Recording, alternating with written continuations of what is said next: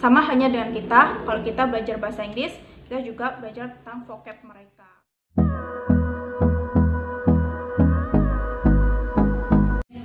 Assalamualaikum warahmatullahi wabarakatuh. Welcome back to my channel, and how are you today? I hope kalian dalam keadaan baik-baik saja. Semangat bagi yang menjalankan ibadah puasa. Well, di video kali ini kira-kira gue akan bahas tentang topik apa. Sebelum gue nyampein topik yang akan kita bahas di video kali ini, jangan lupa like and subscribe, karena semakin subscribe yang kalian kasih, gue semakin semangat buat video selanjutnya. Well, sebelum kita masuk ke topik video kali ini, gue mau cerita sedikit. Jadi sebelumnya gue tuh buat Instastory di Instagram gue. Nah, kalian yang belum follow Instagram gue, kalian bisa follow Instagram gue.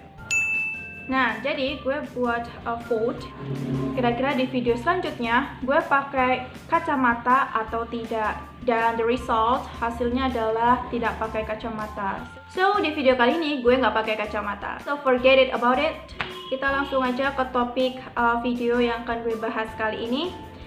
Di video kali ini gue akan bahas tentang tips and trick. Tapi triknya dihilangkan dulu, jadi kita bahas tipsnya. Kali ini gue akan bahas tips untuk belajar bahasa Inggris untuk pemula. Sekali lagi, ini adalah tips versi gue.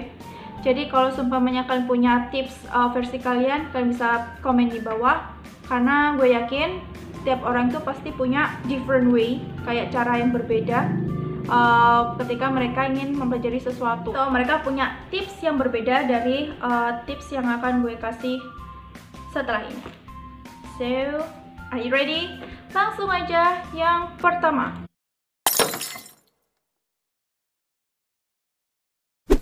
Kita bahas 5 tips dulu ya. Dan tips yang pertama adalah kalian harus mempelajari tentang vocabulary. Nah, apa sih vocabulary itu? Vocabulary itu adalah kosakata, dan kita tahu bahwa kata itu ada macamnya. Ada kata kerja, terus kata adjektif atau kata sifat, kata benda. Contoh, kalau semuanya berjalan, tidur, terus makan, itu adalah kata kerja. Sedangkan kata sifat, cantik, indah, tampan, nah, itu termasuk kata sifat. Kalau kata benda, nah pasti kita tahu lah ya, kayak kursi, terus meja, kayak gitu. Jadi mempelajari vocab itu penting juga. Sama halnya kayak semuanya orang luar negeri, orang bule, ketika mereka belajar bahasa Indonesia, beberapa dari mereka belajar vocab Indonesia. Dan ya hasil beberapa dari kita juga ngerti apa yang mereka maksud kan. Sama hanya dengan kita, kalau kita belajar bahasa Inggris, kita juga belajar tentang vocab mereka, kayak gitu. Nah, untuk caranya, kalian bisa beli buku vocab. Dan sebenarnya sebelumnya gue juga pernah buat video yang gue rekomendasiin buku-buku untuk pemula belajar bahasa Inggris. Nah, itu kalian bisa cek lagi yang belum lihat, yang belum nonton juga, jadi kalian bisa cek. Dan gue pernah bilang ada buku yang rekomend banget untuk improve vocab kalian. Kalau kalian belum sempat beli, ya mungkin dari sekitar kalian aja. Mungkin ketika kalian di rumah, nah, kalian nggak tahu tuh bahasa Inggrisnya kursi itu apa, kasur apa. Nah, simple thing. Jadi hal yang terkejut dulu. Jadi kalau sebenarnya kalian belum sempat beli buku vocab, kalian bisa dimulai dari benda-benda di sekitar kalian, kayak gitu. Oke, so langsung aja yang kedua.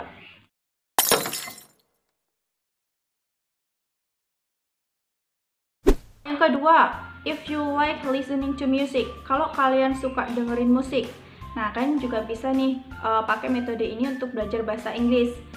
Seumpamanya nih kalian lagi dengerin lagunya Adele. Kalau Adele sih sebenarnya lebih ke British ya, tapi terserah apapun aksennya, entah itu Amerika atau British, it doesn't matter. Contoh, kalian dengerin Adele, terus lagunya yang Hello. Jadi while you are listening to music, selagi kalian lagi dengerin musik tuh, kalian lihat liriknya. Seumpamanya di lirik tersebut ada expressions atau vocab baru kalian pertama kali lihat, kalian bisa tulis. Setelah itu kalian bisa cek di kamus, kayak gitu. Oke, so yang ketiga.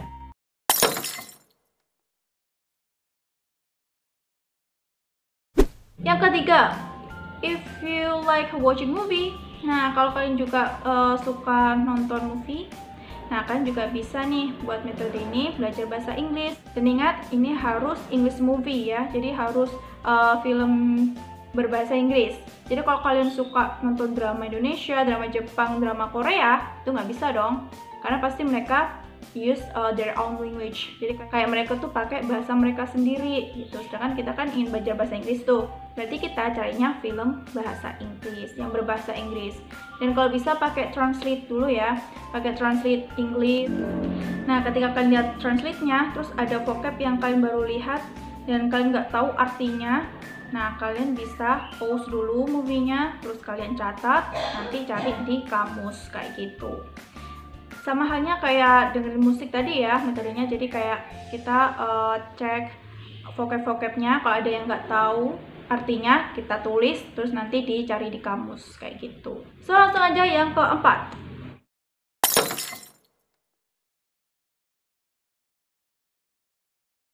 Yang keempat, kalau kalian suka baca, nah kalau kalian suka membaca novel, baca artikel, nah kalian bisa nih buat metode belajar bahasa Inggris.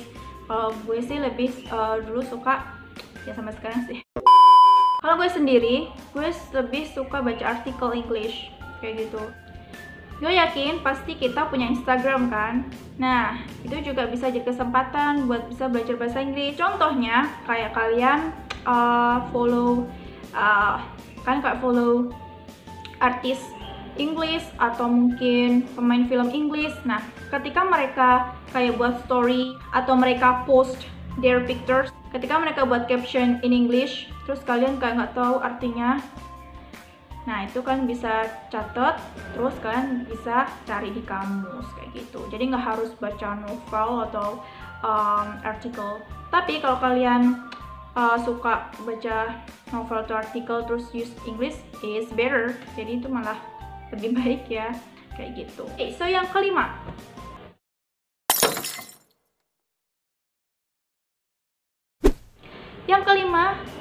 terakhir tips dari gue adalah kalian benar-benar ingin improve English kalian atau benar-benar ingin belajar speaking English kalian, it means kalian harus practice.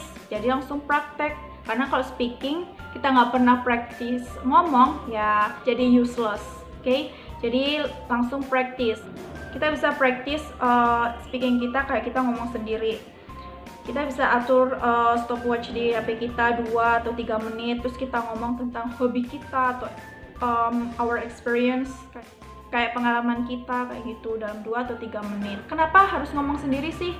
Karena menurut gue kalau kita lagi ngomong sendiri in English, itu kayak kita bisa tahu kekurangan speaking kita atau English kita itu di mananya kayak gitu. Semuanya kalian stuck waktu kalian cerita tentang hobi kalian. So it means kekurangan kalian di vocab.